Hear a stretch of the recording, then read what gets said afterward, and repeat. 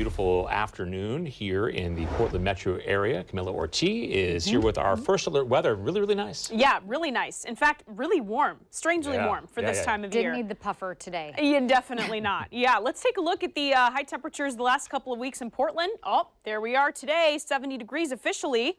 Our first 70-degree day of the season, our first since early October, I want to say. So it's been a while. We've seen temperatures in the upper 60s a couple times, but there you go. So we're a little bit early in terms of when we're thinking about our average first 70-degree day. That typically doesn't happen until the beginning of April. So again, coming in a little bit early. You can see those other average first days as well. We hit our first 80-degree day typically in early May. All right, here's the view outside from our Rivermark Community Credit Union camera. We'll talk about the temperatures in some other spots across the region coming up a little bit later, because some spots did see some record warm stuff today.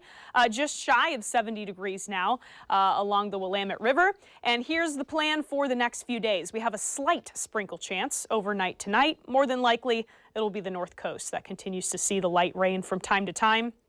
Should be a dry day tomorrow for us in Portland and most of us really across the entire region. Again, only exception here is going to be North Coast and southern Washington coast. Slight sprinkle chance maybe in the evening tomorrow, but a weak one.